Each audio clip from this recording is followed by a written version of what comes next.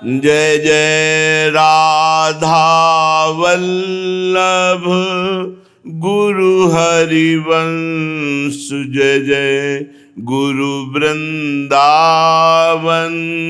गुरु बन चंद। जय जय राधा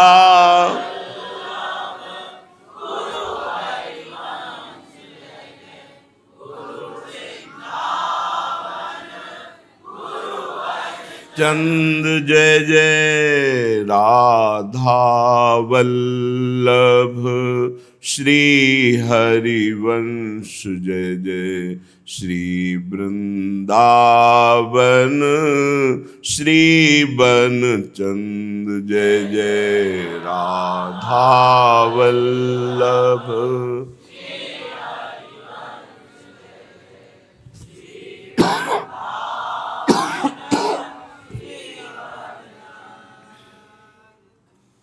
वृंदावनेश्वरी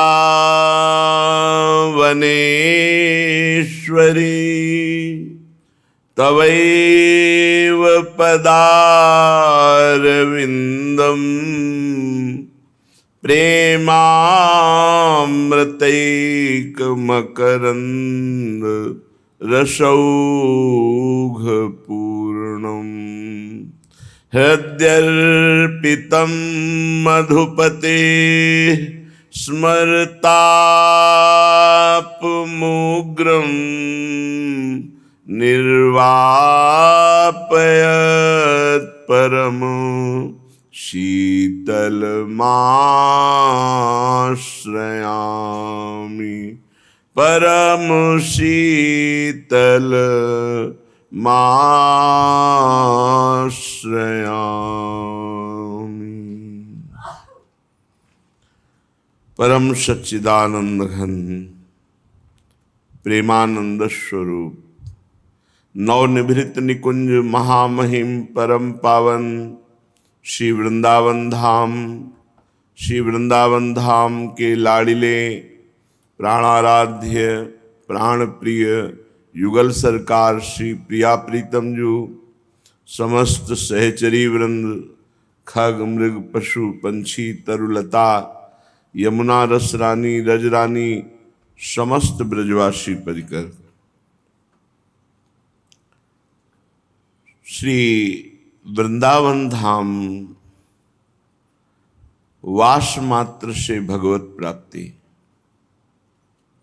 श्री वृंदावन धाम वायु स्पर्श मात्र से विश्व के जितने भी तीर्थ हैं वो समानता नहीं कर सकते। जो वृंदावन की वायु शरीर में स्पर्श करती है उससे जो पवित्रता होती है, पाप नाश होते हैं, ऐसा किसी तीर्थ अवगाहन से नहीं होता। ये बड़ा दुर्लभ है। बस भावहीन जीवन है, इसलिए जो लाभ हमको मिला उसका अनुभव नहीं हो रहा, और जो अनुभव होना चाहिए वो अभी लाभ मिला नहीं। दोनों बातें हैं। जो अनुभव होना चाहिए वो अभी लाभ नहीं मिला। जिस अनुभव के बाद सोचना और चाह दोनों खत्म हो जाती है, कोई सोच नहीं कोई चाह नहीं, वो अभी अनुभव नहीं हुआ। और जो कृपा हुई है बहिर्मुखता के कारण उसका अनुभव हम नहीं कर रहे। हम पर जो हेतुकी कृपा हुई बहिर्मुखता के कारण अनुभव नहीं कर रहे। एक बात पकड़ ले, अनन्यता। बुद्धि से निश्चय कर ले कि अब जैसे भी हैं हम श्यामा श्याम के हैं, इस पे कोई अंतराय नहीं, इसके बीच में कुछ नहीं हो, बहुत जल्दी परमार्थ पुष्ट हो जाएगा। नहीं, बाहरी व्यवहार प्रपंच में जब साधुकों से मिलते हैं बाहरी, तो कोई बिरला ही अंतर्मुख भगवत प्राप्ति की लगन वाला होता है। नहीं तो सब प्रपंच में ही खेल खेलने का, सुखानुभूति करने का सब विचार चलता रहता है। वो अंतर में विचार शून्य होकर परमात्मा में स्थित होने का ये बहुत कठिन है। यही हमें करना है, जो कठिन है वही करना है। बाहरी सब बड़ी विचित्र लीलाएं हैं। परमार्थ के नाम पर न जाने क्या क्या मन की विलासता होती है, न जाने कौन कौन से प्रपंच एकत्रित किए जाते हैं। और परमार्थ का स्वरूप ही है एकमात्र अपने आत्म स्वरूप में स्थित हो जाना। आत्मा हरिवंश प्रगट परमानंद, प्रगट परमानंद स्वरूप आचार्य चरणों में पूर्ण समर्पण हो जाना, उनकी बताई हुई उपासना में चित्त निरंतर लगाए रखना, बस। और दुनिया का अगर और प्रपंच सब ये तो बहुत दूर है अभी परमार्थ।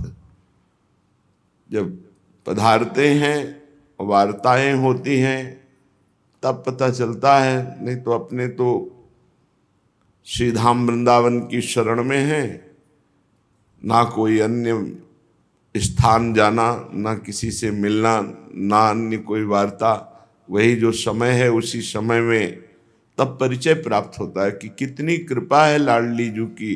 साधकों की साधना का जो परम लाभ है, लक्ष्य,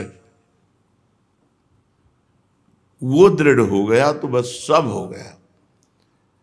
हमारी बुद्धि व्यभिचारिणी हो चुकी है, इसको पवित्र करना है। अव्यभिचारिणी, व्यभिचारिणी किससे होती है? भोगेश्वरी प्रसक्ता नाम तया प्रहत चेतशाम। जो भोग और ऐश्वर्य में रत बुद्धि है, अपरीत हो चुकी है, ये निश्चय कर रही कि इसी में सुख है, वो व्यभिचारिणी बुद्धि है।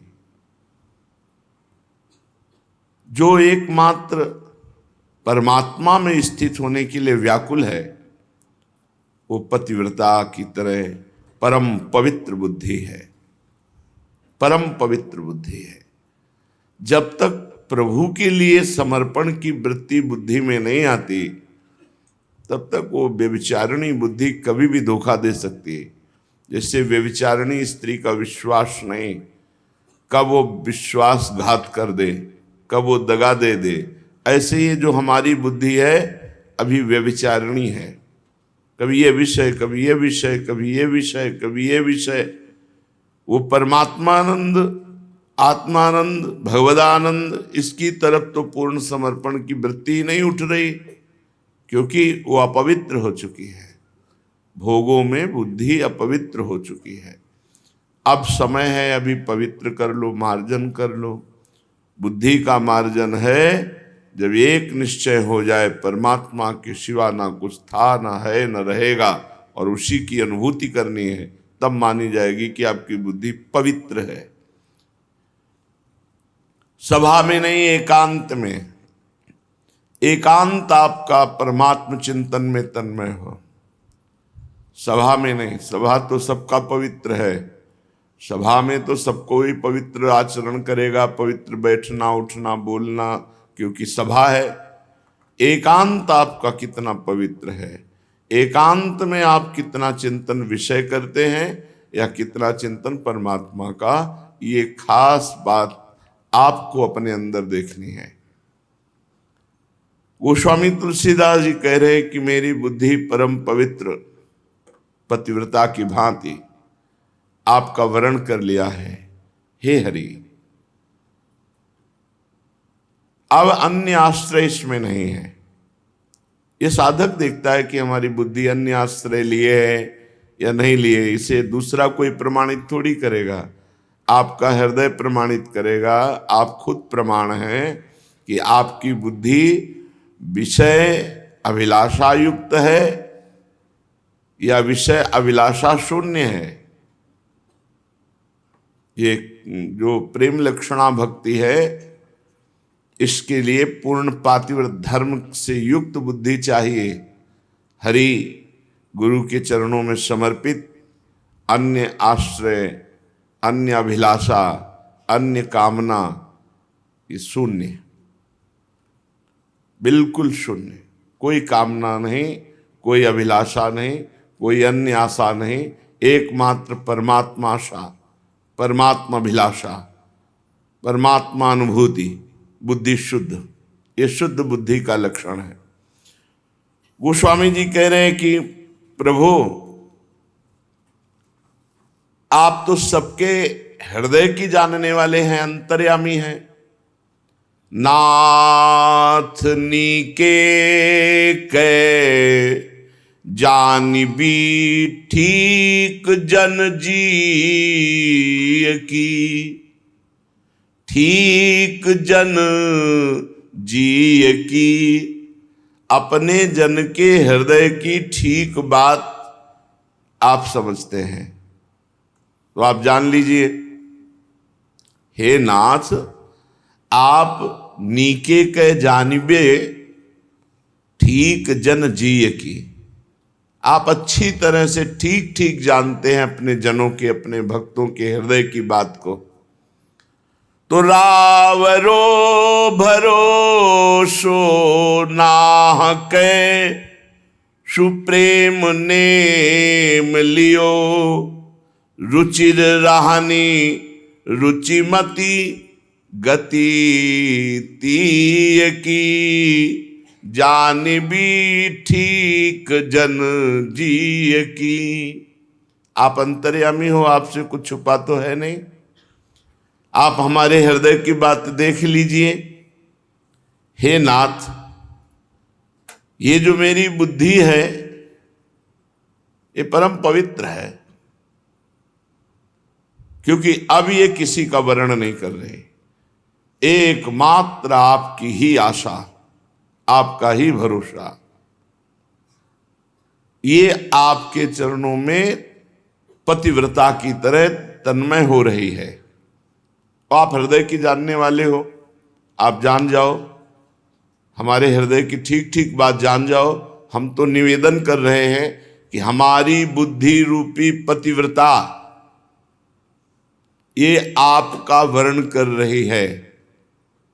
आप ठीक ठीक हृदय की जानने वाले हो, आपके भरोसे को ही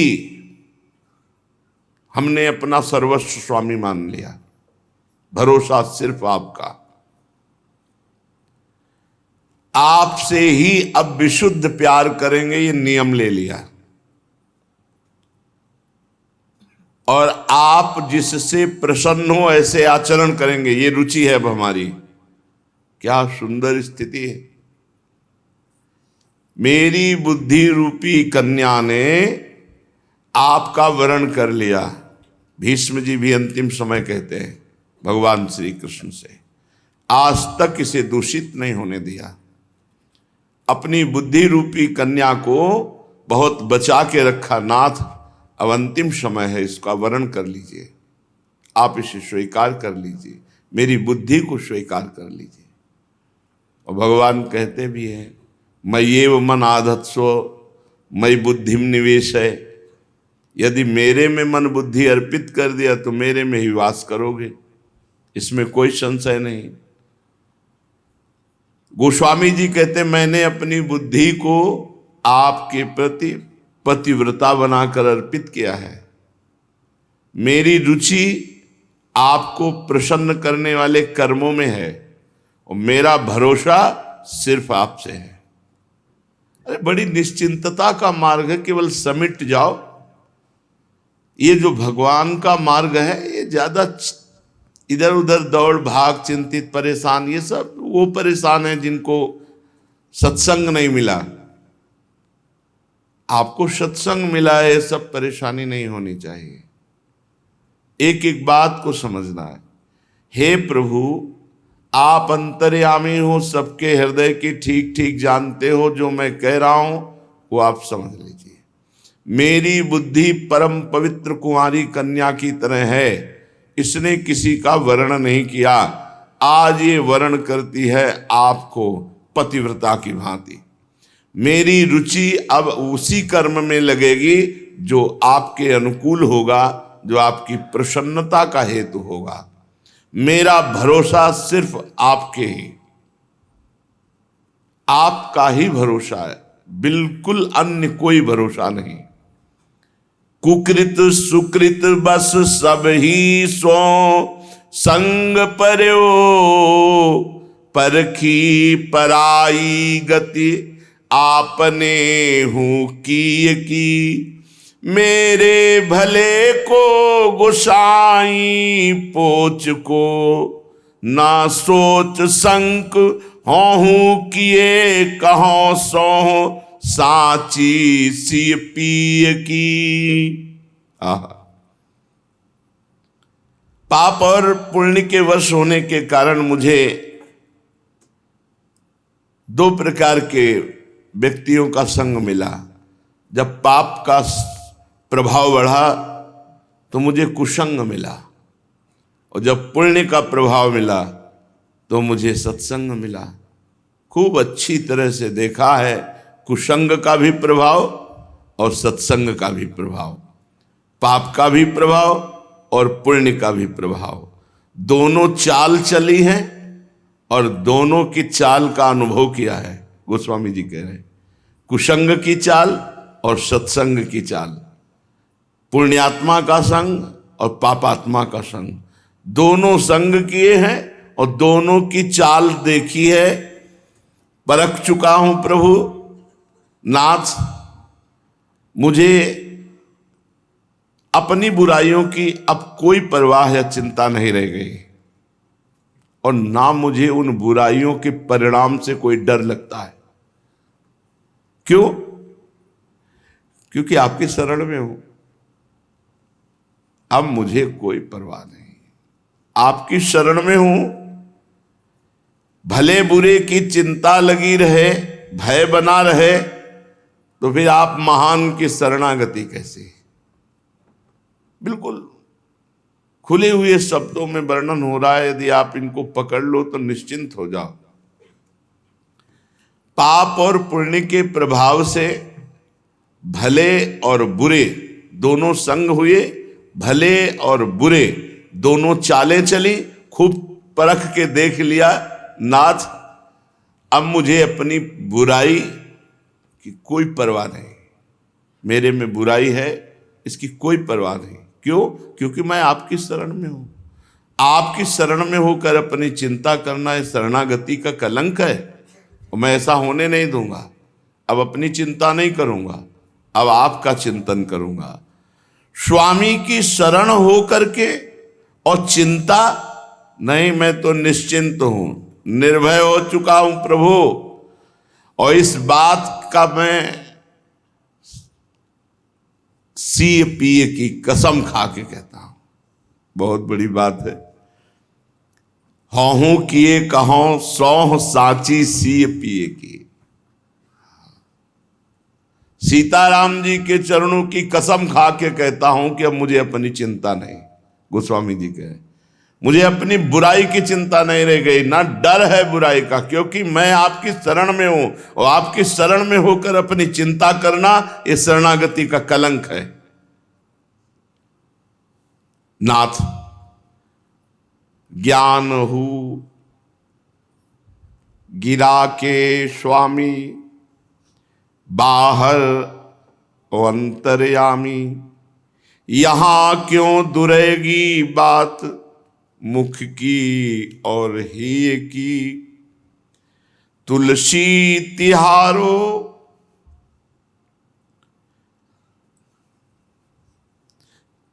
तुम ही पे तुलसी के हित।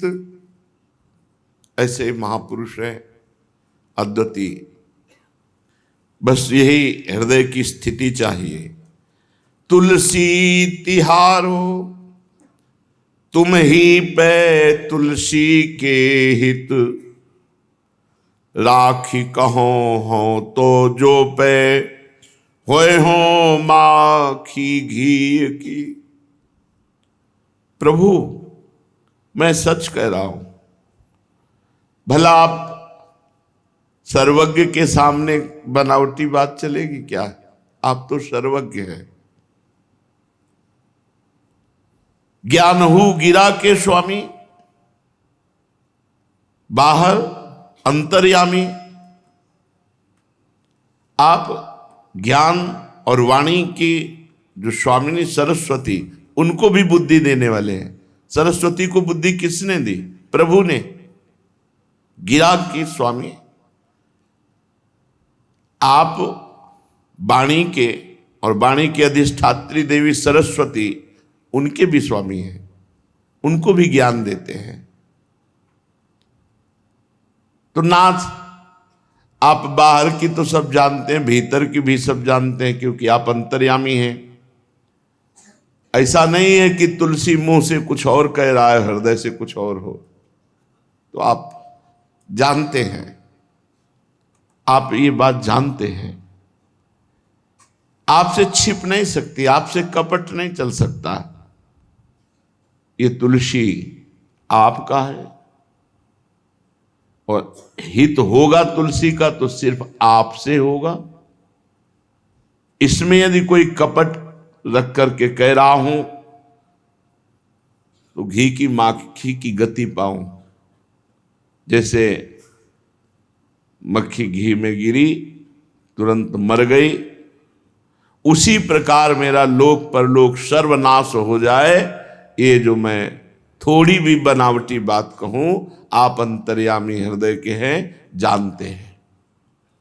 फिर बहुत जोर की बात है इस पद में। नाथ आप हृदय की सबकी ठीक ठीक बात जानने वाले हैं। मेरी बुद्धि पवित्र कुमारी कन्या है और ये पतिव्रता की भांति आपका वर्ण करती है, और भरोसा सिर्फ आपका, और कर्मों में रुचि उसी कर्म में जिससे आपकी अनुकूलता हो, आपकी प्रसन्नता हो। ये बिल्कुल ठीक शरणागत का जीवन है। नाथ पाप और पुण्य के प्रभाव से भले और बुरे संग दोनों प्राप्त हुई, दोनों चालों चली और परख के देख लिया, कुछ नहीं। परख के देख लिया, दोनों चाले चल के कुछ नहीं। इसलिए अब मुझे कोई सोच नहीं, कोई शंका नहीं, अपनी बुराई की चिंता नहीं, क्योंकि मैं आपकी शरण में हूं। और जो आपकी शरण में है, अपनी चिंता करता है, वो शरणागति का कलंक है। और ये मैं बात बनावटी नहीं कह रहा, आप बाहर और भीतर की अंतर्यामी हो, जानने वाले हो। अगर मैं जरा भी झूठ बोल रहा हूं तो मेरा लोक परलोक सब नष्ट हो जाए।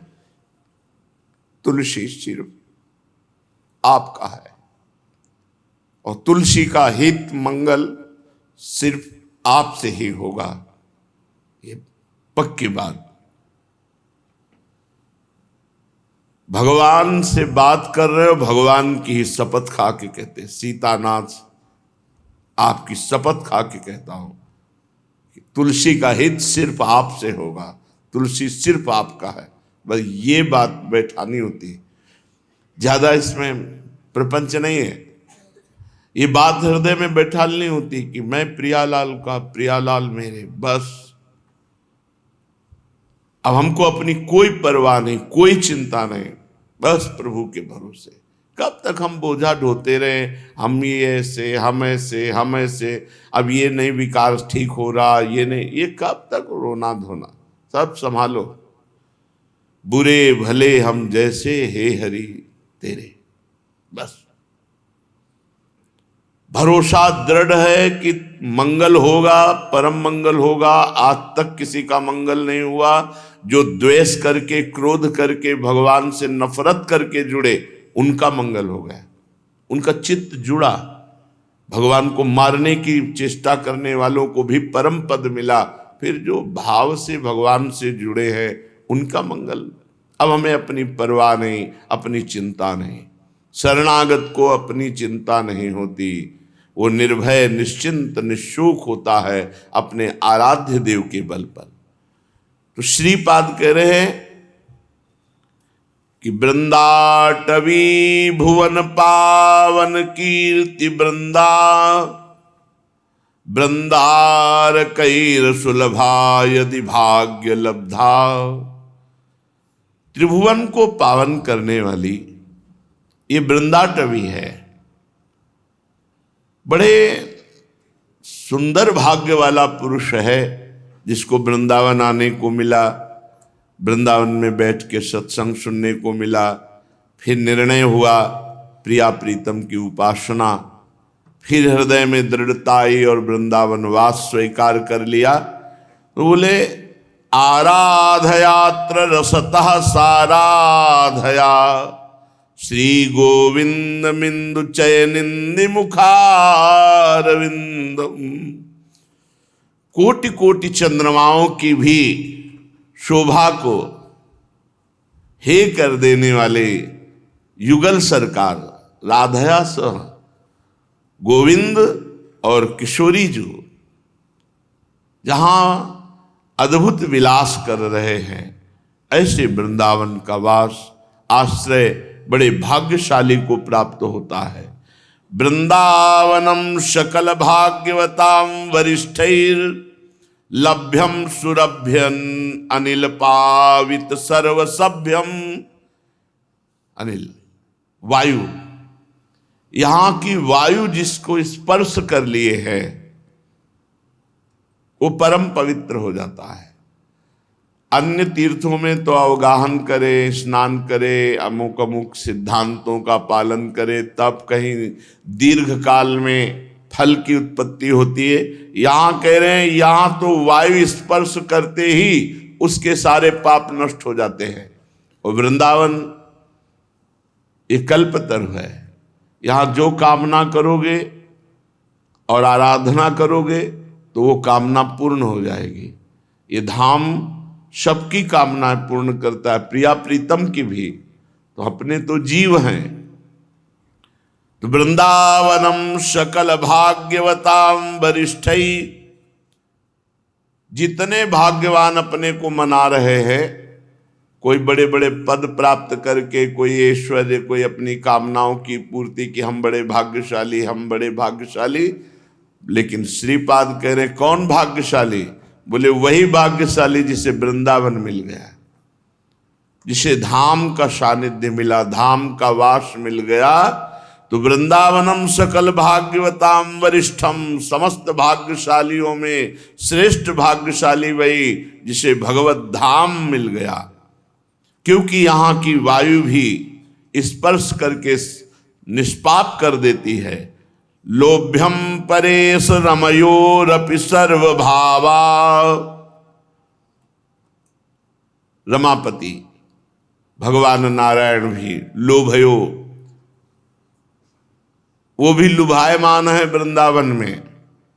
वृंदावन की अद्भुत कुंज निकुंज शोभा, वृंदावनाधीश्वर की अद्भुत लीला विलास, ये देखकर वो भी लोभ्यम लुभायमान है। क्षोभ्यम प्रशांत हृदयेन सदा वसंतु, तो तुम्हारा हृदय इस बात में आनंदित हो जाए कि अब कभी वृंदावन का हम आश्रय सानिध्य वास नहीं छोड़ेंगे। क्योंकि रमापति भी जिस वृंदावन की शोभा सौंदर्य और आनंद के लिए लुभायमान है, जहाँ की वायु ही परम पवित्र कर देती है, जहाँ का आश्रय और वास भगवत प्राप्ति करा देता है, ऐसे दुर्लभ वृंदावन का सानिध्य कदापि नहीं छोड़ेंगे।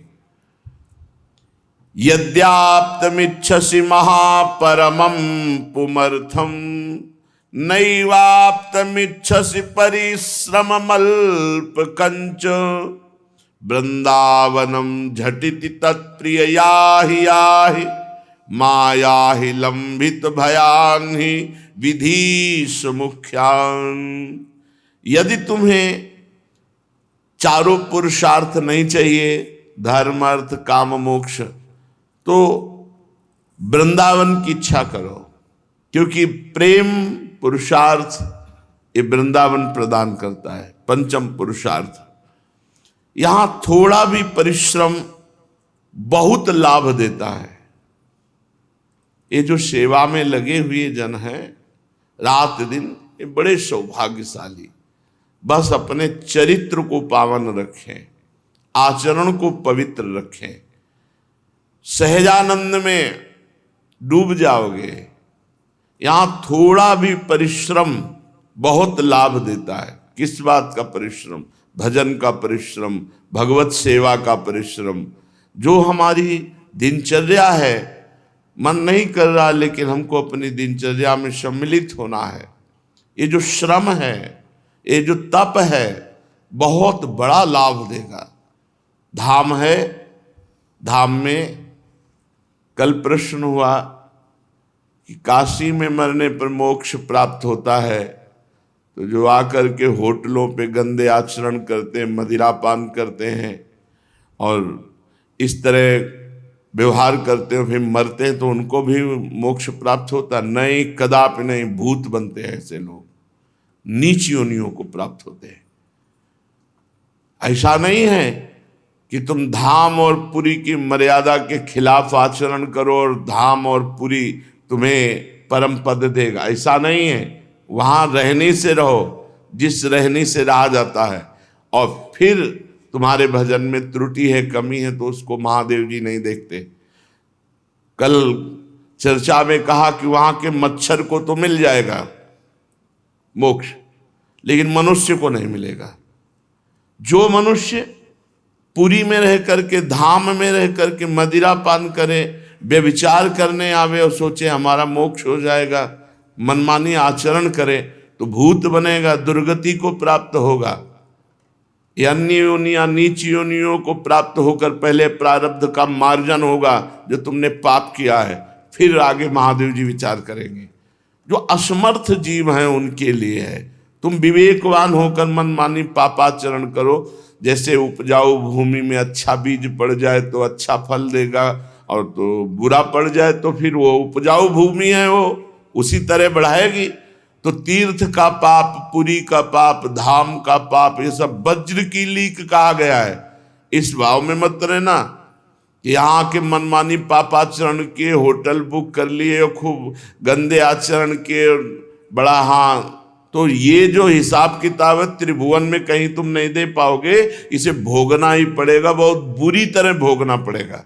ये धाम है, बहुत सावधानी से जीवन यापन करो, बहुत सावधानी से दिनचर्या व्यतीत करो। ये तप, भजन, प्रिया प्रीतम को रिझाने का देश है, ये भोगों का देश नहीं है। हाँ, ऐसे त्रुटि हो जाए तो धाम क्षमा करता है, लेकिन आप आए ही इसीलिए हो यहाँ मनोरंजन करने।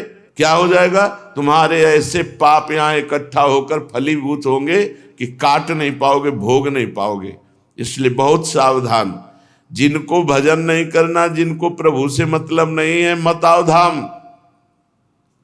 यहाँ के पाप मत करो, पापाचरण मत करो। यहाँ के मदिरा, मांस और व्यभिचार और गंदे आचरण, इधर उधर का सब ये कूड़ा करकट इतना बढ़ जाएगा कि फिर आग नहीं लगा पाओगे।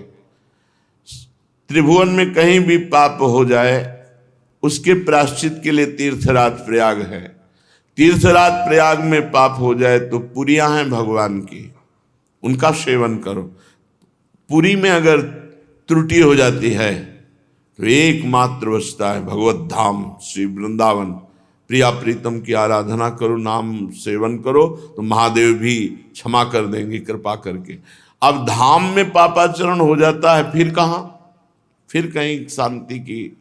तो इसलिए बहुत सावधान। ये जो महिमा है, तो अगर तारने की महिमा है तो उसमें फिर पापाचरण करके पर्वत के पर्वत पाप हो जाते हैं, वो ये भी महिमा है। इसीलिए जब रावण के शीश काट रहे हैं तो वहाँ उदाहरण गोस्वामी जी ने दिया कि रावण के शीश ऐसे बढ़ रहे हैं जैसे तीर्थ में किए हुए पाप बढ़ जाते हैं। तीर्थ, अरे फिर काशी आदि और फिर वृंदावन धाम आदि, आके तुम मनोरंजन करो, होटल ले लो और ऐसे गंदे गंदे आचरण करो तो बहुत दुर्गति होगी। तत्काल थोड़ी कुछ समझ में आता है, तत्काल सारे सुकृत नष्ट होते हैं, फिर उसका विधान बनता है। ये जैसे मनमानी नहीं, जब मन आया तब कपड़े पहन लिए, जब जैसे मन आए वैसे भेष बना लिए, जब मन आया उतारा भाग गए, जब मन आया तो, ऐसे लोगों की ऐसी दुर्गति होगी। समय, जैसे कल बली जी कह रहे थे अपने पार्षदों से, भाग जाओ अभी समय नहीं। समय आएगा ना, जो पुरखा है ना वो भी संतप्त होंगे। अरे जो ठीक से चलते हैं तो कदम चलना मुश्किल होता है, और ये जो पापाचरण कर रहे हैं इनको मौज मिलेगी, इनको मस्ती मिलेगी। संभल के समय आएगा, ऐसा दंड देगा कि तुम्हारे पुरखा भी तृप्त हो जाएंगे। ऐसे जब पाप का दंड आता है ना, फिर कोई साथ नहीं देता, और ऐसा जाल बुना हुआ दिखाई देता है अपने लोगों को, ये फंसा फंसा।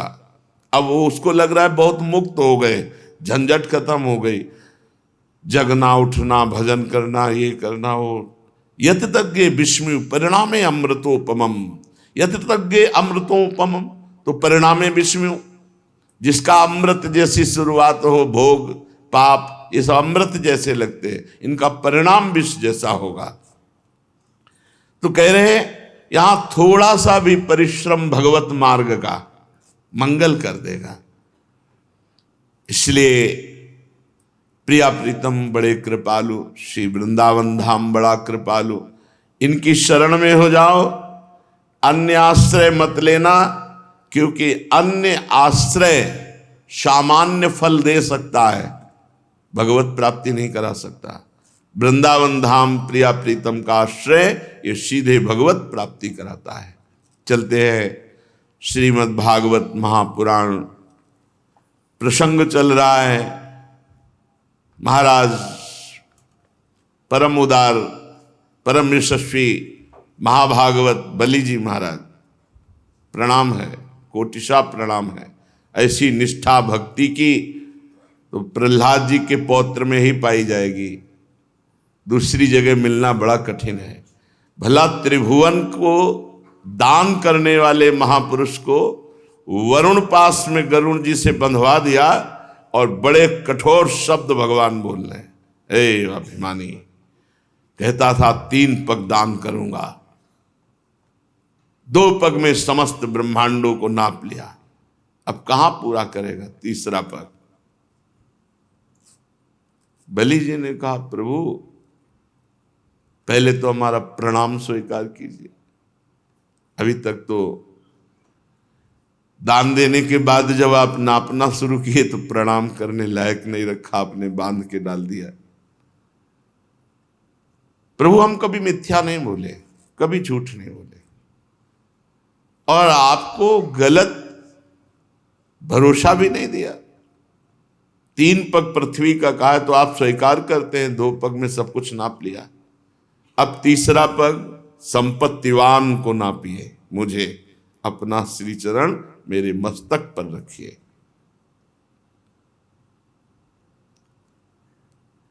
इसी समय प्रहलाद जी आंखों से आंसू छलक रहे हैं, आनंदपूर्ण हृदय से सिर झुकाए हुए भगवान को साष्टांग दंडवत किया जाके। प्रहलाद जी को देख करके भगवान मुस्कुराए। प्रहलाद जी ने कहा प्रभु आपने ही बलि को ऐश्वर्यपूर्ण इंद्र पद दिया था, तो आपने ही ले लिया, तो आपका लेना सुंदर और आपका देना भी सुंदर था। मैं समझ रहा हूं मेरे ऊपर बड़ी अपार कृपा की है,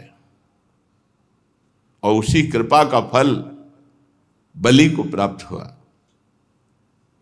क्योंकि आपने आत्मा को मोहित करने वाली राज्य लक्ष्मी से अलग कर दिया। ये विशेष कृपा आपकी है। देखो भक्त हर स्थिति में कृपा का दर्शन करता है। यया हि विद्वानमपि मुह्यते यतस्तत्को विचष्टे गतिमात्मनो यथा तस्मै नमस्ते जगदीश्वराय वै नारायणाखिल लोक साक्षिणे। ये लक्ष्मी बड़े बड़े विद्वानों को भी मोहित कर लेती है और आपसे विमुख कर देती है। भला इस लक्ष्मी के रहते हुए वास्तविक ठीक ठीक तत्व से आपको कौन जान सकता है। आपने लक्ष्मी छीनकर महान उपकार किया।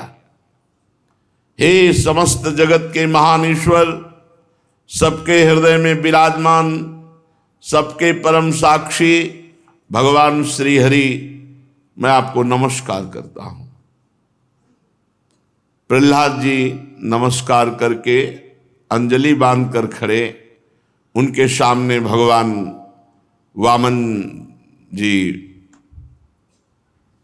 इतने में राजा बलि की परम साध्वी पत्नी विंध्यावली अपने पति को बंधा देखकर भगवान के चरणों में प्रणाम किया, हाथ जोड़ करके मुंह नीचा करके भगवान से बोली, प्रभु आप अपनी क्रीड़ा के लिए इस संपूर्ण जगत की रचना करते हैं, वो कुबुद्धि है जो अपने को इसका स्वामी मानते हैं। स्वामी तो आप ही है, एक से एक भक्त है, पूरा परिकर महान भागवत है। विंध्यावली जी भगवान के चरणों में प्रणाम किया और कहा, वो कुबुद्धि है जो अपने को इस जगत का स्वामी मानते हैं। ये जगत तो आपने अपनी क्रीड़ा के लिए रचा है, इसके स्वामी तो आप हैं। जब आप ही इसके करता है, भरता है, संघरता है, तब आपकी माया से मोहित होकर अपने को झूठ मूठ स्वामी मानने वाला निर्लज्ज आपको क्या अर्पण करेगा, क्योंकि आप ही स्वामी इसके।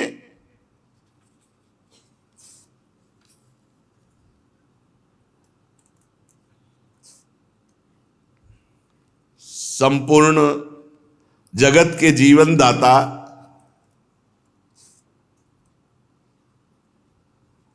ये आपको क्या अर्पण है? ये तो निर्लज्ज है। अपने पति के पक्ष में नहीं बोला, जगत पति के पक्ष में बोला विंध्यावली जी ने।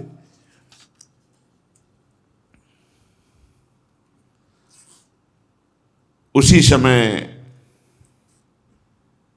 श्री भगवान के सामने ब्रह्मा जी प्रकट हुए और ब्रह्मा जी ने कहा, प्रभु बर्दाश्त नहीं हो रहा, क्योंकि जितना बलि ने समर्पण किया उसका फल तो होना चाहिए कुछ और फल कुछ और दे रहे हो प्रभु, उसको बंधन में बांधे हुए हो वरुण पास में। भूत भावन भूतेश देव देव जगन्मय मुंचैनम हृत सर्वस्वम नायमर्हति निग्रहम। प्रभु प्रभु बिल्कुल ठीक लगे, आप इसे अभी छोड़िए, अभी छोड़िए। जिसने अपना सर्वस्व आपको दे दिया वो दंड का पात्र होता है।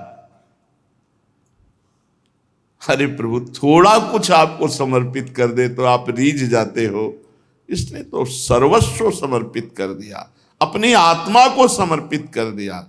और ऐसा करते समय इसकी बुद्धि स्थिर रही, आप खुद देख रहे हैं, ये धैर्य से च्युत नहीं हुआ। प्रभु जो मनुष्य सच्चे हृदय से एक अंजुलि जल चढ़ा दे, एक दूब चढ़ा दे, दूर्वा दल चढ़ा दे, तो उसको उत्तम गति प्राप्त होती है। और बलि को बंधन, सर्वस्व दे दिया बंधन, त्रिलोकी का दान करने वाला, ऐसे दुख को कैसे प्राप्त हो सकता है? प्रभु प्रभु बस। भगवान वामन जी मुस्कुरा दिए और कहा कि ब्रह्मन् यमनुग्रहणामि तद्दिशो विधुनोम्यहम। बहुत ये कठिन है सुन करके आनंदित होना। यन्मदः पुरुषः स्तब्धो लोकम माम चावमन्यते। ब्रह्मा जी मैं जिस पर कृपा करता हूं तो ऐसा ही करता हूं। चाहिए कृपा, जिस पर कृपा करता हूं ऐसा ही करते। बिल्कुल खूब आनंद करो, खेलो प्यारे, आपका है सब कुछ है, कैसे भी खेलो आपका है। जोई जोई प्यारो करे सोई मोहि भावे। भक्ति में समर्पण जितना जोर का होगा उतना ही शीघ्र आनंद में डूबोगे। समर्पण की बात है, केवल समर्पण की बात है। ब्रह्मा जी मैं जिस पर कृपा करता हूं ऐसा ही करता हूं, उसका सर्वस्व छीन लिया करता हूं,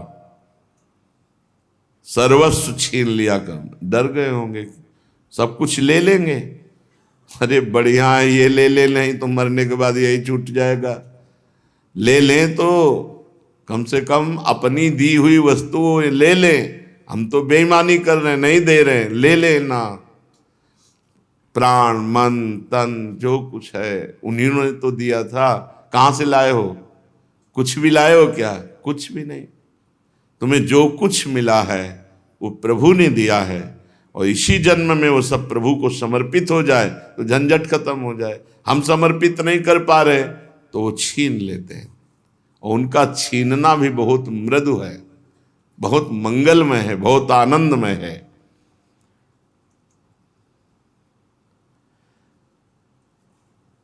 क्योंकि जब धन बढ़ता है तो उसमें उन्माद आता है, धन का अहंकार आता है, और वो मेरे भक्तों का और मेरा तिरस्कार करता है, और वो दुर्गति को प्राप्त होता है। इसीलिए जिस पर मैं कृपा करता हूं,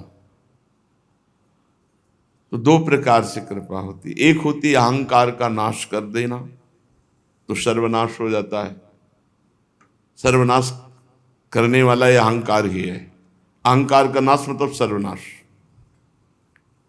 ये मरा, सब ठीक हो गया। अब अगर देखा कि अहंकार ऐसे नष्ट नहीं होगा, तो फिर जिसका अहंकार है वो सब हटा देते हैं। ये कृपा करते हैं, विशुद्ध कृपा करते हैं, और ये जल्दी कृपा नहीं करते, ऐसी किसी विशेष महान भागवत पर कृपा करते हैं। प्रार्थना करना चाहिए कि प्रभु हमारा भी नंबर इस कृपा में लगा लो। खेलो ना, विनाश का खेल खेलो, आपकी वस्तु है, आप खेलो। जिस पर विशुद्ध कृपा होती, बस ये है कि बड़ा कठिन है, बड़ा कठिन है झेल पाना।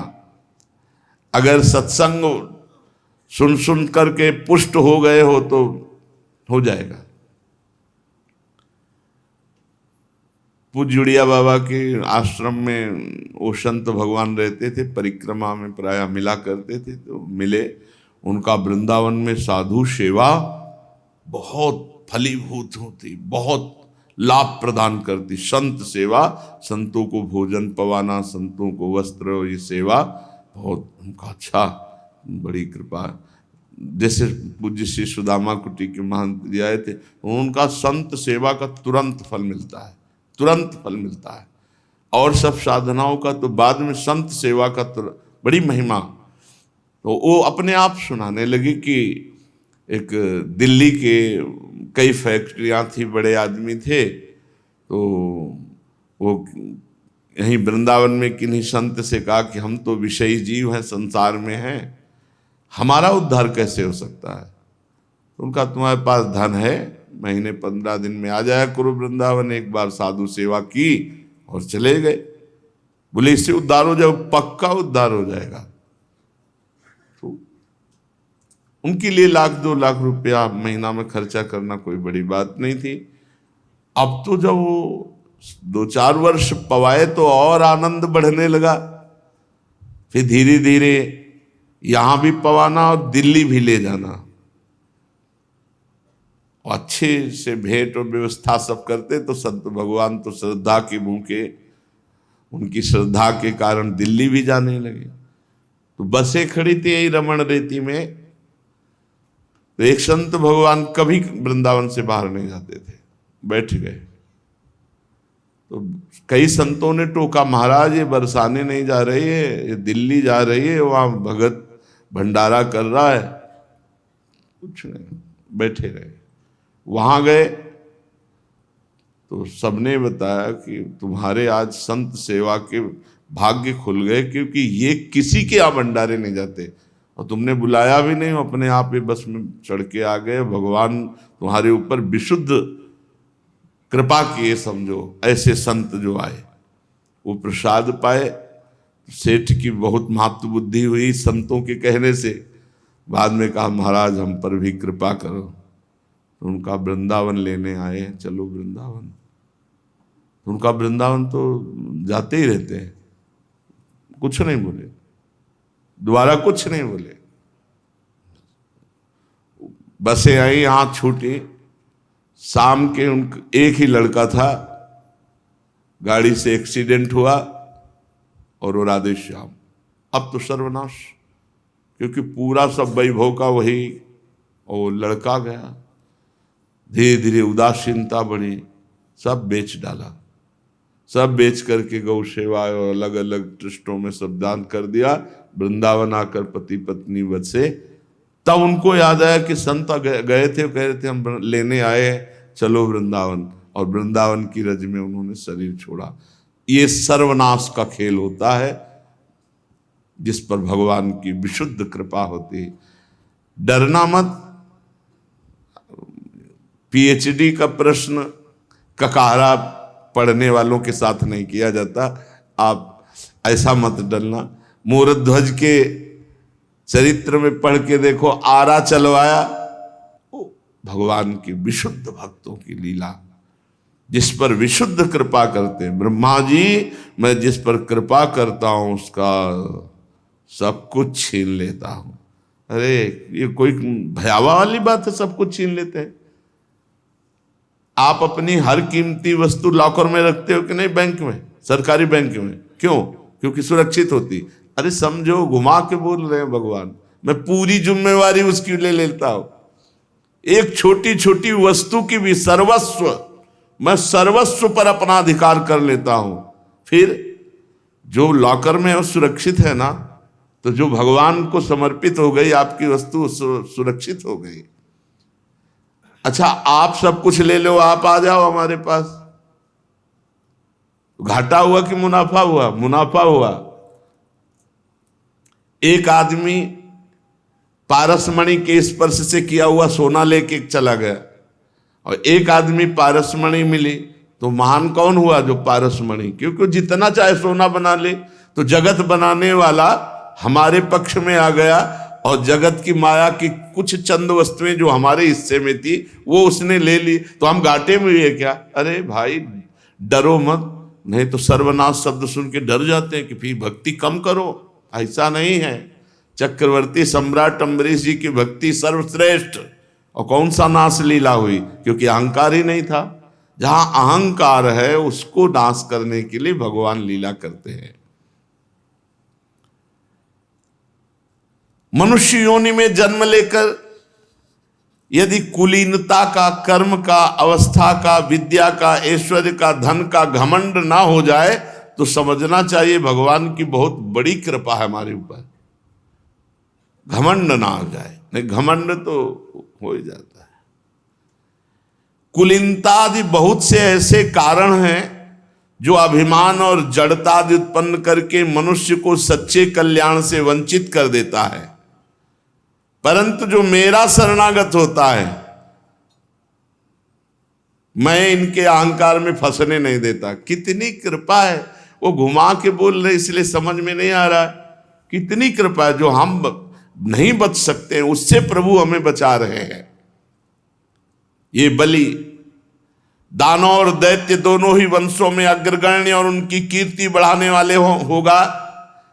इसने आज उस माया पर विजय प्राप्त कर ली जिसे जीतना बड़े बड़े मुनियों के लिए भी कठिन है।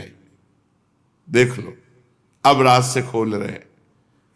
तुम देख रहे हो, हमने इतना दुख दिया पर ये दुख से मोहित नहीं हुआ। हमने इसका धन छीन लिया, राजपद छीन लिया, गुरु विरोध कर दिए, हमने बांध लिया, भाई बंधु छोड़कर चले गए, ये वरुण पास में पड़ा यातना भोग रहा है। गुरुदेव ने डांटा फटकारा, साप दे दिया, परंतु इस दृढ़ व्रती ने तनिक भी विचलित नहीं हुआ, अपनी प्रतिज्ञा नहीं छोड़ी। मैंने छल भरी बातें की, मैंने छल धर्म का उपदेश किया, परंतु ये अपने भागवत धर्म को नहीं छोड़ा। ये बात आज मैं वो स्थान देता हूं बलि को जिसे देवराज इंद्र क्या बड़े बड़े देवताओं के लिए भी दुर्लभ है। सावर्ण मनवंतर में ये इंद्र पद पर विराजमान होंगे, तब तक विश्वकर्मा के बनाए हुए शुतल लोक में रहेंगे और वहां मैं सदैव इसी वामन रूप में रहूंगा। ये किसी देवता को थोड़ी मिला है। और मैं हर समय इन पर कृपा दृष्टि का इनको अनुभव कराऊंगा। इसलिए आज के बाद कभी शारीरिक या मानसिक रोग या थकावट, तंद्रा या बाहरी या भीतरी शत्रुओं से कभी बलि पराजित नहीं हो सकते।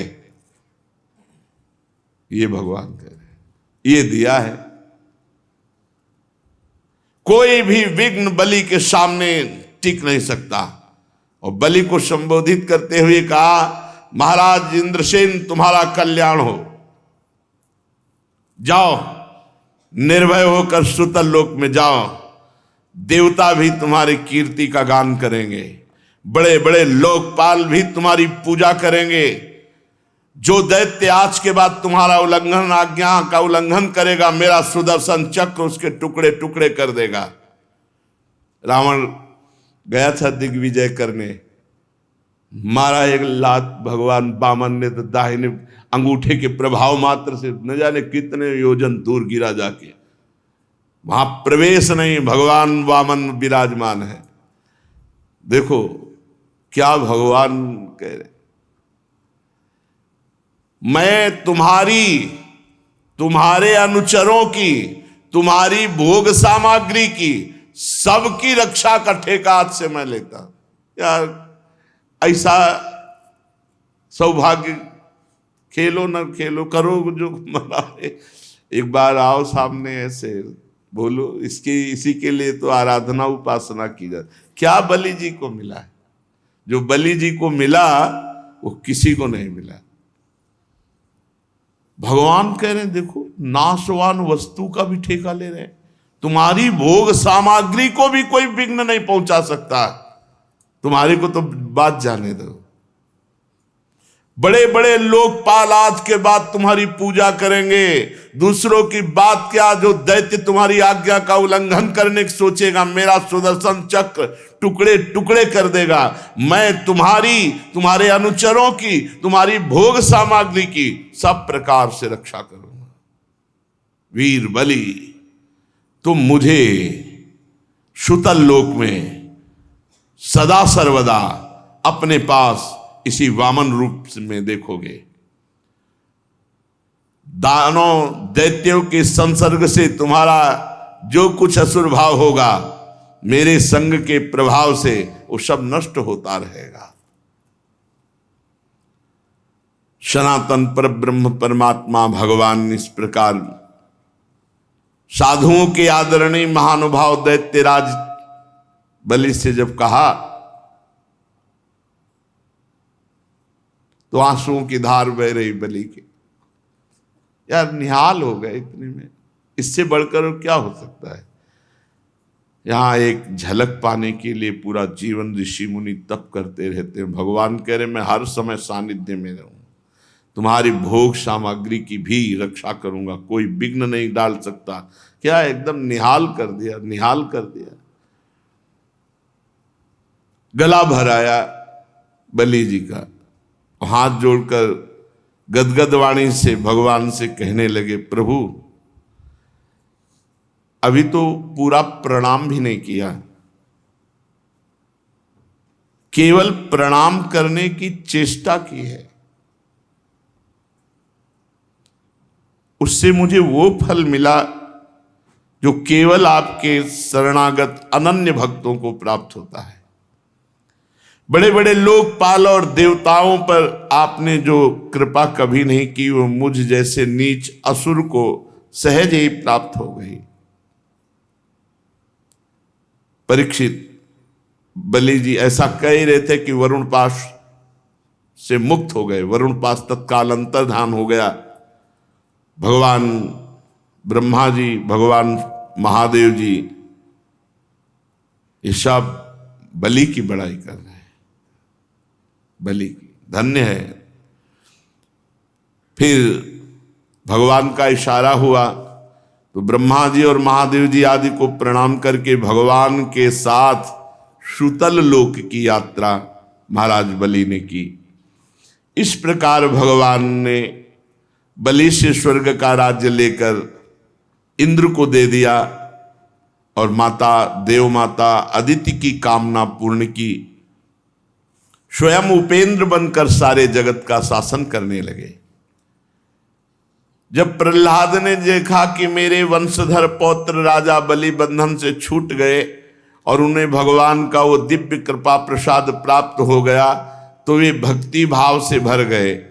उस समय उन्होंने भगवान की इस प्रकार स्तुति की, प्रभु ये कृपा प्रसाद नेमं विरिंचो लभते प्रसादम न श्रीर्न सरवः किमुता परेते यन्नो सुराणामसि दुर्गपालो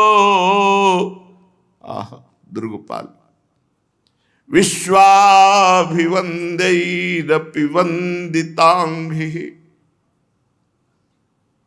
यत्पाद पद्म करंद निषेवणेन ब्रह्मादया शरणदा सुनवते विभूति कस्माद्वयं कुसृतयः खलयो नयस्ते दाक्षिण्य दृष्टि पदवीं भवतः प्रणीता। ये कृपा प्रसाद तो ब्रह्मा जी को भी कभी नहीं मिला, ना कभी लक्ष्मी जी को मिला, ना कभी ऐसा महादेव जी को, तो दूसरों की बात क्या। अहो विश्ववंद्य ब्रह्मादि भी जिनके चरणों की वंदना करते हैं, वही प्रभु स्वयं से हम असुरों के दुर्गपाल बन करके रहेंगे, स्वयं स्वीकार किया। शरणागत वत्सल प्रभु ब्रह्मादि लोकपाल आपके चरण कमलों का मकरंद रस सेवन करने के कारण सृष्टि रचना की शक्ति आदि अनेक विभूतियां प्राप्त करते हैं। प्रभु हम तो जन्म से ही खल और कुमार्गगामी हैं, हम पर आपकी ऐसी अनुग्रह पूर्ण दृष्टि कैसे हो गई कि आप त्रिभुवन पति होकर हमारे द्वारपाल बन गए।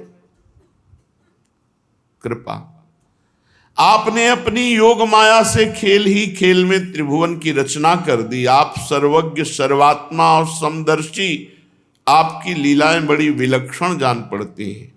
प्रभु आपका स्वभाव कल्पवृक्ष के समान है, क्योंकि आप अपने भक्तों से अत्यंत प्रेम करते हैं।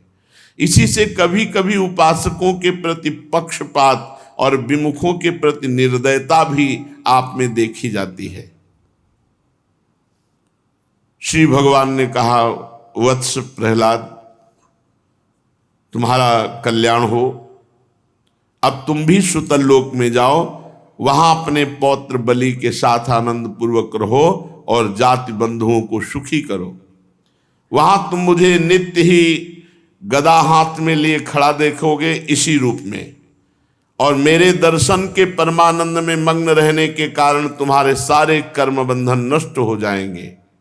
परीक्षित, समस्त दैत्य सेना के स्वामी विशुद्ध बुद्धि प्रहलाद जी ने जो आज्ञा कहकर हाथ जोड़कर भगवान का आदेश मस्तक पर चढ़ाया, फिर उन्होंने बलि जी के साथ आदि पुरुष भगवान की परिक्रमा की, उन्हें प्रणाम किया और फिर सुतल लोक की यात्रा की। परीक्षित, उस समय भगवान श्री हरि ने ब्रह्मवादी ऋत्विजों की सभा में अपने पास ही बैठे हुए शुक्राचार्य जी से कहा, ब्रह्मन, आपका शिष्य यज्ञ कर रहा था, अब उसमें जो त्रुटि रह गई वो आप पूर्ण करो। यज्ञ की पूर्णता होनी चाहिए और आपकी कृपा दृष्टि होनी चाहिए। आज्ञा करी भगवान ने शुक्राचार्य जी को कि अब यज्ञ पूर्ण करो और कृपा दृष्टि करो। शुक्राचार्य जी ने कहा, जो आज्ञा भगवान, भला भगवान की आज्ञा का उल्लंघन कौन कर सकता है। जिसने अपना समस्त कर्म आपको समर्पित कर दिया यज्ञेश्वर, क्या अभी उसके यज्ञ में कोई त्रुटि है? शुक्राचार्य जी ने कहा कि हमारे शिष्य ने तो सर्वस्व आपको अर्पित कर दिया, आप क्या त्रुटि रह गई? अब तो पूर्णता ही पूर्णता है। क्योंकि मंत्रों के अनुष्ठान पद्धति की, देश काल पात्र वस्तु की सारी भूलें आपके नाम संकीर्तन मात्र से सुधर जाती है। ये प्रश्न होता है एकांतिक में कि जैसे हम संस्कृत में चूक कर देते हैं, इस श्लोक के उच्चारण में कोई मात्रा, कोई शब्द चूक हो जाती है, या किसी कर्म में कोई चूक हो जाती है, पूजा में कोई चूक हो जाती है, तो उसकी पूर्ति कैसे होती है? तो यहाँ श्री शुक्राचार्य जी महाराज कह रहे हैं कि मंत्रों की, अनुष्ठान पद्धति की, देश काल पात्र वस्तु की सारी भूलें केवल नाम संकीर्तन से सुधर जाती है। कोई भी पूजा, कोई भी अनुष्ठान, कोई भी पाठ तभी पूर्ण माना जाएगा जब नाम संकीर्तन उसके साथ होगा। भले 5 मिनट करो, नाम संकीर्तन जरूर करो, क्योंकि नाम संकीर्तन से मात्रा की, शब्द की, अक्षर की, मंत्र की, अनुष्ठान की, पूजा की, पद्धति की जो भी त्रुटि हुई होगी, गलती हुई होगी, वो सब मिट जाएगी, आपको पूर्ण फल मिलेगा। पाठ का, अनुष्ठान का, पूजा का। हर पूजा, हर पाठ, हर अनुष्ठान के बाद 5 मिनट चाहे करो, नाम संकीर्तन जरूर करो। तथापि हे अनंत, जब आप स्वयं आज्ञा कर रहे हैं तो मैं आपकी आज्ञा का अवश्य पालन करूंगा। मनुष्य के लिए सबसे बड़ा कल्याण का साधन यही कि वो आपकी आज्ञा का पालन करे। श्री सुखदेव जी कहते हैं, परीक्षित, भगवान शुक्राचार्य जी ने भगवान श्री हरि की ये आज्ञा स्वीकार करके दूसरे ब्रह्म ऋषियों के साथ बलि के यज्ञ में जो कमी रह गई थी उसे पूर्ण किया। परीक्षित, इस प्रकार वामन भगवान ने बलि से पृथ्वी की भिक्षा मांगकर अपने बड़े भाई इंद्र को स्वर्ग का राज्य दिया, जिसे उनके शत्रुओं ने छीन लिया था। इसके बाद प्रजापतियों के स्वामी ब्रह्मा जी, देवर्षि, पितर, मनु, दक्ष, भृगु, अंगिरा, सनत कुमार और भगवान शंकर के साथ कश्यप एवं अदिति की प्रसन्नता के लिए, संपूर्ण प्राणियों के अभ्युदय के लिए, समस्त लोक और लोकपालों के स्वामी के पद पर वामन भगवान का अभिषेक कर दिया गया। परीक्षित, वेद, समस्त देवता, धर्म, यश, लक्ष्मी, मंगल, व्रत, स्वर्ग, अपवर्ग सबके रक्षक के रूप में, सबके परम कल्याण के लिए सर्वशक्तिमान वामन भगवान को उपेंद्र का पद दिया। उस समय सभी प्राणियों को अत्यंत आनंद हुआ। इसके बाद ब्रह्मा जी की अनुमति से लोकपालों के साथ देवराज इंद्र ने वामन भगवान को सबसे आगे विमान पर बैठाया और अपने साथ स्वर्ग लिवा ले गए। इंद्र को एक तो त्रिभुवन का राज्य मिल गया, दूसरे वामन भगवान के करकमलों की छत्र छाया, सर्वश्रेष्ठ ऐश्वर्य लक्ष्मी उनकी सेवा करने लगी। वे निर्भय होकर आनंदोत्सव मनाने लगे। ब्रह्मा, भगवान शंकर, सनत कुमार, भृगु आदि मुनि, पितर, सारे भूत, सिद्ध और विमानरोही देवगण भगवान के इस परम अद्भुत एवं अत्यंत महान कर्म का गान करते हुए अपने अपने लोक को चले गए और देव माता अदिति भी बहुत प्रसन्न हुई। परीक्षित, तुम्हें मैंने भगवान का ये सब लीला चरित्र सुनाया। जो वामन अवतार की इस लीला चरित्र को सुनता है वो समस्त पापों से मुक्त हो जाता है। भगवान की लीला, भगवान की महिमा, भगवान की कृपा जो सुनता है, जो गान करता है, उसके हृदय में भगवान की विशुद्ध भक्ति जागृत होती है। जो इस चरित्र को सुनता है, अद्भुत लीला विहारी वामन भगवान के अवतार के चरित्र को, उसको निश्चित परम गति की प्राप्ति होती है। देवयज्ञ, पितृयज्ञ, मनुष्य यज्ञ, किसी भी कर्म का अनुष्ठान करते समय जहां वामन भगवान की इस लीला का कीर्तन होगा वो कर्म सफलता पूर्वक संपन्न होगा, उसमें कोई विघ्न नहीं होगा। और बड़े बड़े महात्माओं का अनुभव है कि उसका परम मंगल निश्चित होगा जो भगवान वामन के पावन चरित्र का गायन और श्रवण करेगा। राजा परीक्षित ने पूछा, भगवान के बड़े अद्भुत कर्म हैं, हमने सुना भगवान ने मत्स्यावतार धारण किया। तो ये मत्स्यावतार, मत्स्य योनि, एक तो यूं ही लोक निंदित है, दूसरे तमोगुणी और असह्य परतंत्रता से युक्त है। तो सर्वशक्तिमान होकर भगवान ने ये मत्स्य रूप क्यों धारण किया? भगवान महात्माओं के कीर्तनीय परम पावन चरित्र करने वाले हैं, इसलिए हम सुनना चाहते हैं भगवान के मत्स्य अवतार को।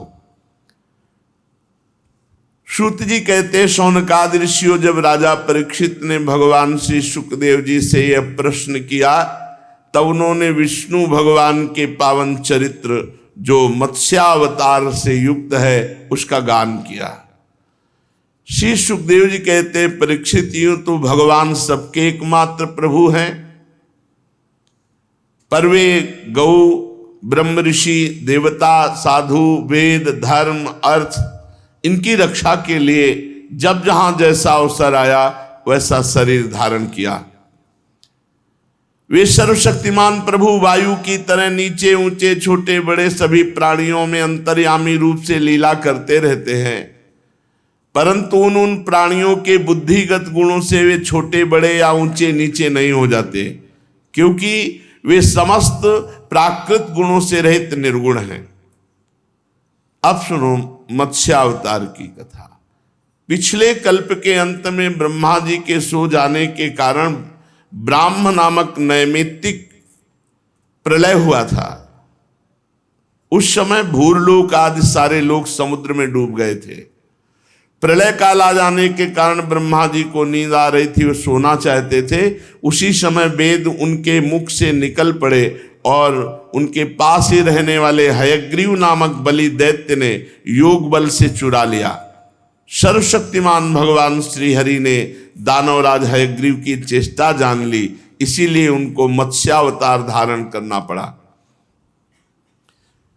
उसी समय सत्यव्रत नाम के एक बड़े उदार एवं भगवत परायण राजर्षि केवल जल पी करके भगवान का मंत्र जपते हुए तपस्या कर रहे थे। वही सत्यव्रत वर्तमान महाकल्प में विवस्वान सूर्य के पुत्र श्राद्ध देव के नाम से विख्यात हुए और उन्हें भगवान ने वैवस्वत मनु बना दिया। एक दिन राजर्षि कृतमाला नदी के जल में तर्पण कर रहे थे तो उनकी अंजलि में एक छोटी सी मछली आ गई। अंजलि में सत्यव्रत जी ने देखा कि अंजलि में मछली आ गई, तो ऐसे नदी में छोड़ दिया। तो आवाज आई, बड़े करुणामय हो, बड़े दयालु हो राजन सत्यव्रत, और आप जानते हैं कि यहाँ बड़ी बड़ी मछलियां मुझे खा जाएंगी, मुझे बहुत डर लग रहा है, इसलिए तो मैं आपकी अंजलि में आई थी और आपने मुझे फिर नदी में छोड़ दिया। मैं आपकी शरण में हूं तो आपको रक्षा करनी चाहिए। उनको पता नहीं था कि ये आवाज किनकी है। उन्होंने तुरंत मछली को फिर हाथ में उठा लिया और कहा, निर्भय हो जाओ, अब नदी में नहीं डालेंगे तुम्हें और तुम्हें कोई नहीं खाएगा, डरो मत। सत्यव्रत ने अपने कमंडल में रख लिया मछली को, आश्रम पर ले आए। आश्रम में लाने के बाद रात में ही देखा कि मछली सुरक्षित है कमंडल में। तो आवाज आई, महाराज मैं इस कमंडल में बहुत कष्टपूर्ण हूं, मुझे कोई बड़ा स्थान चाहिए। देखा तो मछली कमंडल में पूरी भरी हुई, इतनी बढ़ गई रात में। कहाँ सुखपूर्वक रख सकता हूं। सत्यव्रत ने मछली को कमंडल से निकालकर एक बहुत बड़े मटके पे रख दिया। अभी 2 ही घड़ी व्यतीत हुआ, फिर आवाज आई, महाराज मैं इस घड़े पर सुखपूर्वक नहीं रह सकती, देखो ना मैं अब बड़ी हो गई। सत्यव्रत ने देखा कि मटका भी छोटा पड़ रहा है, इतनी मछली बड़ी हो गई, कहाँ सुखपूर्वक इनको रख सकें। और ये बार बार कहते हैं कि मैं तुम्हारी शरण में हूं। सत्यव्रत ने वहां से मछली को उठाकर एक बहुत बड़े सरोवर में डाल दिया। थोड़ी ही देर हुई, आवाज आई, महाराज ये सरोवर बहुत छोटा है, मैं बहुत विशाल का शरीर वाली हूं। देखा तो पूरे सरोवर में मछली पूरा बड़ा, बस। राजा ने कहा ये अभी इतनी बड़ी तो हमारे हाथ में आई थी, कमंडल छोटा पड़ गया, मटका छोटा पड़ गया, सरोवर। राजन मैं आपकी शरण में हूं, जलचर प्राणी हूं, सरोवर का जल मेरे लिए सुखपूर्वक रहने का स्थान नहीं। अब वो अटूट जल वाले बहुत बड़े सरोवर में ले गए। जे भी छोड़ा ते ही विशाल का स्वरूप, फिर महाराज ये भी छोटा पड़ गया, अब हमारे लिए स्थान खोजो। तो उनका समुद्र ही बचा। तो बोले वहां बड़े बड़े मगरमच्छ खा जाएंगे। बोले अब हमको भ्रमित मत करो, इतने में तो इतना बड़ा स्वरूप तो आपने धारण कर लिया, अब समुद्र के सिवा कुछ बचा ले और समुद्र में ले जा रहे तो कह रहे हो हम, मुझे डर लग रहा है। तुम कौन हो मत्स्य का रूप धारण करने वाले, और मुझे क्यों मोहित कर रहे हो। एक दिन में 400 कोस विस्तार का सरोवर घेर लिया। आज तक ऐसी मछली तो हमने देखी नहीं, 400 कोस का। ना मैंने सुना है ना मैंने पढ़ा है कहीं। आप सुना पढ़ा देखे से भी अलग हो कोई, कौन हो आप? आप अनुग्रह करके, कृपा करके आप अपना परिचय दीजिए। तब देखा कि श्याम वर्ण भगवान मत्स्य रूप में झलक रहे। ओहो आप तो साक्षात सर्वशक्तिमान सर्वांतर्यामी अविनाशी श्री हरि हैं मत्स्य रूप में। ये तो परम अनुग्रह किया, जलचर रूप धारण किया। पुरुषोत्तम आप जगत की उत्पत्ति स्थिति और प्रलय के स्वामी हैं, आपको मैं नमस्कार करता हूं। हम आपके शरणागत भक्त हैं, आपके आश्रित हैं। आपके सभी लीलावतार प्राणियों के अभ्युदय के लिए हैं, पर मैं जानना चाहता हूं कि इस समय प्रभु ने ये मत्स्यावतार क्यों धारण किया है, इसका क्या कारण हो सकता है। परीक्षित भगवान अपने अनन्य प्रेमी भक्तों पर अत्यंत कृपा करते हैं। जब जगतपति मत्स्य भगवान अपने प्यारे भक्त राजर से सत्यव्रत की प्रार्थना सुनी तो उनका परम प्रिय और हित करने के लिए, साथ ही कल्पांत के प्रलयकालीन समुद्र में विहार करने के लिए उनसे कहा, सत्यव्रत आज के 7वें दिन प्रलयंकारी जल पूरे ब्रह्मांड को डुबो देगा। उस समय तीनों लोग प्रलयकालीन जल में जब डूबने लगेंगे तो तुम घबराना नहीं मेरे भक्त हो, केवल तुम ही बचोगे। तुम्हारे पास मेरी प्रेरणा से एक नौका आएगी और तुम समस्त प्राणियों के सूक्ष्म शरीर को लेकर सप्तऋषियों के साथ उस नौका पर चढ़ जाना और कुछ जौ धान्य आदि अनेक प्रकार के बीज ये सब उस नौका पे रख लेना। एकमात्र पूरे त्रिभुवन में महासागर जल ही केवल होगा और कुछ नहीं, कोई प्रकाश नहीं होगा। केवल ऋषियों की दिव्य ज्योति के सहारे किसी प्रकार की विकलता तुम में नहीं होनी चाहिए, भय नहीं होना चाहिए, संशय नहीं होना चाहिए। तुम नाव पर चढ़कर बैठ जाना। जे ही नाव तुम्हारी डगमगाएगी उसी समय मैं इस रूप में आऊंगा, मत्स्य रूप में, और वासुकी नाग तुम्हारी नाव को हमारे सींग से बांध देंगे। बस जब तक ये प्रलयंकारी रात रहेगी ब्रह्मा जी की, तब तक मैं तुम्हें इसी जल में खींचता हुआ विचरण करता रहूंगा। तुम्हारी नौका डूबेगी नहीं, डरना मत। उस समय जब तुम मेरे से प्रश्न करोगे तो मैं तुम्हें ज्ञान का उपदेश करूंगा। मेरे वास्तविक महिमा परब्रह्म जो मेरा स्वरूप है, उसे जब तुम ठीक ठीक जान जाओगे तो तुम्हें कोई भय नहीं रहेगा, कोई शंका नहीं रहेगी। ऐसा सत्यव्रत को आदेश करके भगवान अंतर्धान हो गए। राजा सत्यव्रत उसी समय से प्रतीक्षा करने लगे भगवान की, और भगवान मत्स्य का चिंतन करने लगे। 7 दिन व्यतीत होने में देर नहीं लगी। उसी समय देखा भयंकर समुद्र अपनी मर्यादा छोड़ करके चारों तरफ से पृथ्वी को डुबोने लगा। सारी पृथ्वी डूब गई, अन्य लोक भी डूब रहे हैं। राजा ने भगवान का स्मरण किया तो देखा नाव आ गई। तब धान्य, अन्य बीज, सप्तऋषियों को लेकर नाव पर बैठ गए, और सप्तऋषियों ने बड़े प्रेम से राजा सत्यव्रत से कहा, राजन भगवान ही बचा सकते हैं, क्योंकि प्रलयंकारी तूफान चल रहा है, इसलिए जल्दी तुम स्मरण करो मत्स्य भगवान का। जे भी ध्यान किया तो जैसे स्वर्ण का पहाड़, ऐसे देदीप्यमान कांति शरीर की भगवान मत्स्य वहां पधारे।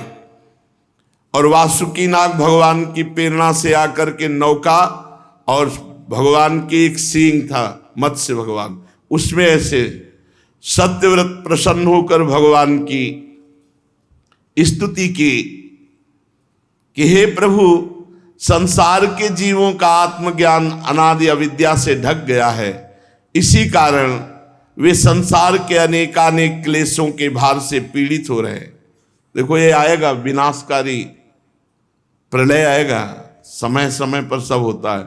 उनके लिए तो मत्स्य भगवान आ गए, नौका आ गई, कह रहे थे सब खान पान की सामग्री, और सप्तऋषि अपने लिए जुगाड़ नहीं है, इसलिए भजन करके पहले ही भगवान को प्राप्त हो जाओ। बहुत ये संसार बड़ा भयावह है, बड़ा दुखद है, बहुत दुखद है। किस समय कब कौन सी, जरा सा पृथ्वी हिली कि पूरे प्रांत के प्रांत नष्ट हो जाते हैं। जरा सा जल अपने शासन से ऊपर उठा कि प्रांत के प्रांत को डुबो देता है। इसलिए मृत्यु के पहले भगवत प्राप्ति कर लो, खूब नाम जप कर लो। महाराज सत्यव्रत ने मत्स्य भगवान का स्तवन किया। मत्स्य रूपधारी पुरुषोत्तम भगवान ने प्रलय के समुद्र में विहार करते हुए उन्हें अपने आत्म तत्व का ज्ञान कराया। जे भी राजर्षि सत्यव्रत को ब्रह्मबोध हुआ, कृतकृत्य हो गए।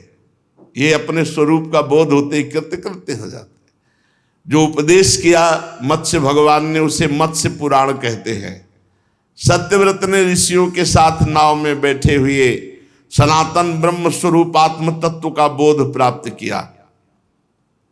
और जब ब्रह्मा जी की नींद टूटी, तब भगवान ने हयग्रीव असुर को मारकर उससे वेद छीनकर ब्रह्मा जी को दिए।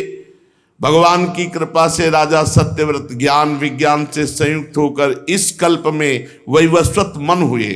अपनी योग माया से मत्स्य रूप धारण करने वाले भगवान और राजर्षि सत्यव्रत का ये जो श्रेष्ठ संवाद सुनेगा, वो समस्त दोषों से मुक्त हो जाएगा। जो भगवान के मत्स्यावतार का प्रतिदिन कीर्तन करेगा, वो संकल्प सिद्ध हो जाएगा और उसे परम गति की प्राप्ति होगी। प्रलयकालीन समुद्र में जब ब्रह्मा जी सो गए तो उनकी सृष्टि शक्ति लुप्त हो चुकी थी। उस समय उनके मुख से निकली हुई श्रुतियों को चुराकर हयग्रीव दैत्य पाताल ले गया था। भगवान ने वे श्रुतियां ब्रह्मा जी को लौटा दी एवं सप्तऋषि और सत्यव्रत को ब्रह्म तत्व का उपदेश किया। समस्त जगत के परम कल्याण में लीला मत्स्यावतार भगवान को नमस्कार है।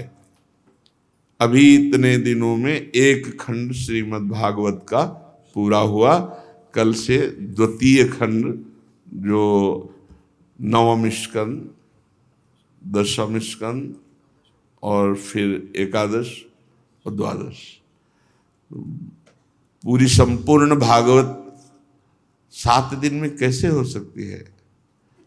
बहुत कठिन। हमें लगता है 2 महीना तो हो गए होंगे भागवत होते हुए, 2 महीना हो गए। 2 महीने में अभी एक खंड हुआ, और अगले खंड में और भी बढ़कर, क्योंकि उसमें भगवान श्री कृष्णचंद्र जी की जन्म लीला से लेकर के परम धाम लीला तक, और फिर आगे कलयुग के विस्तार का वर्णन है। एकादश स्कंद तो प्रायः गुप्त ही रहता है। एकादश स्कंद विशुद्ध उपदेश भगवान ने, जैसे मत्स्य भगवान ने सत्यव्रत को जो उपदेश दिए, वही भगवान श्री कृष्णचंद्र जी ने उद्धव जी को उपदेश किए।